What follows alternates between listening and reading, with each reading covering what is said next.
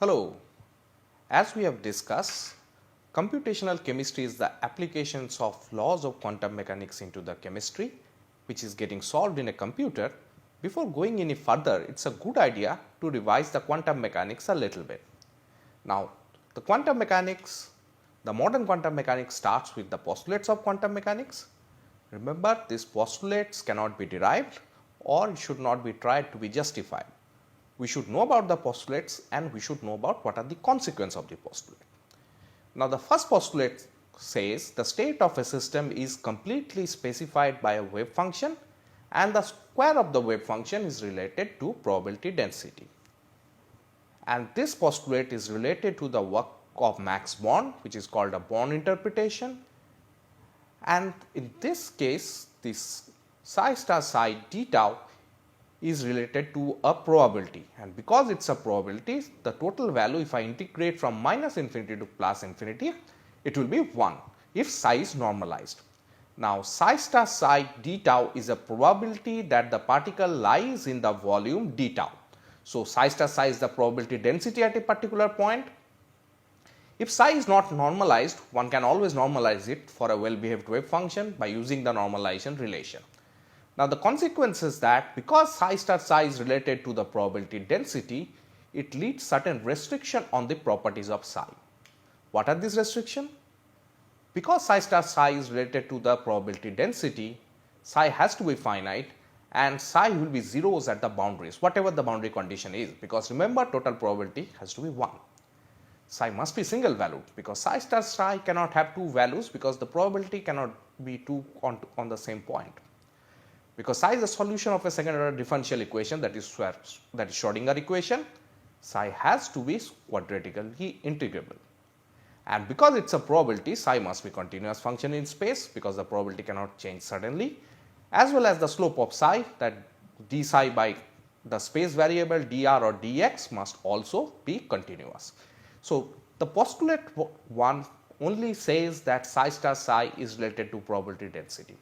The consequence of the postulate is that the restrictions on well behaved wave function. So, whatever wave function we will be solving in a computer should follow this restriction.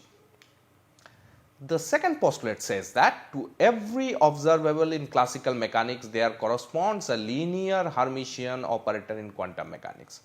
Because my operator is Hermitian, the consequences are that in the measurement of a classical variable operator A satisfying A psi n is small a psi n will only give real eigenvalues.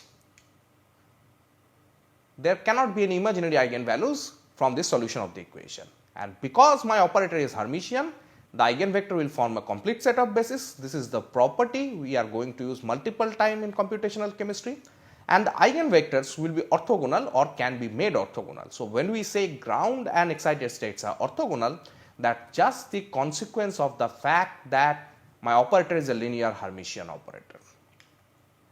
Third postulate goes on to say that in any measurement of the observable associated with operator A, the only values that will be ever observed are the eigenvalues of A, which satisfy the eigenvalue equation.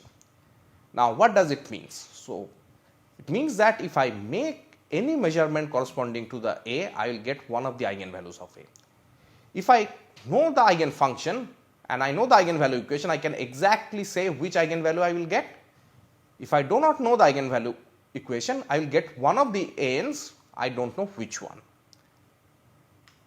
Now, fourth postulate goes on, if a system is in a state is described by a normalized wave function psi, then the average value of the observable corresponding to A is given by this expectation value relation.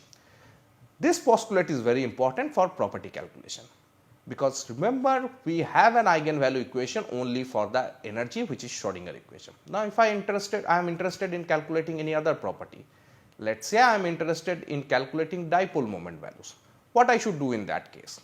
So, I should take a well behaved wave function, maybe from the Schrodinger equation solution, an eigenfunction for the energy operator Hamiltonian, and then I will take an expectation value of the dipole moment operator, in this case A dash, with that corresponding wave function I got from the Schrodinger equation, and that will give me the property corresponding property, the dipole moment. So, this is the principle is used in the calculation of property in computational chemistry.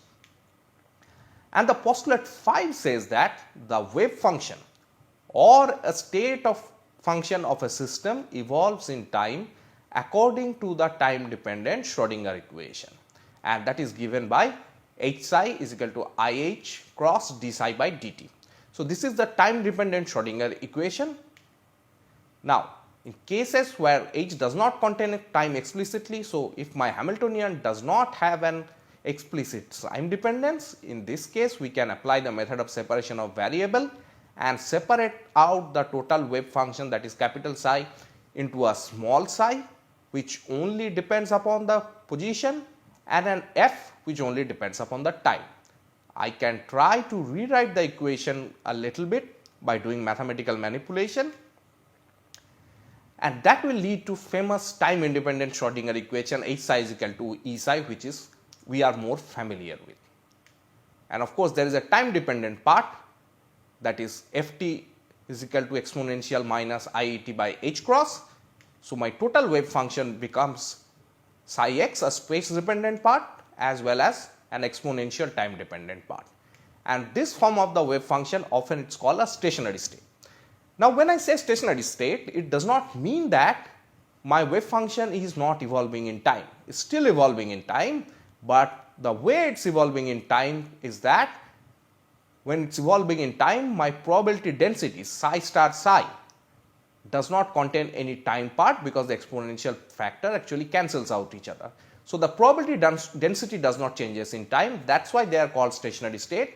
So, even the wave function is evolving in time, the probability density will not change with this. So, these 5 postulates of Schrodinger equation we are now going to use to see the solution of hydrogen atom in this case.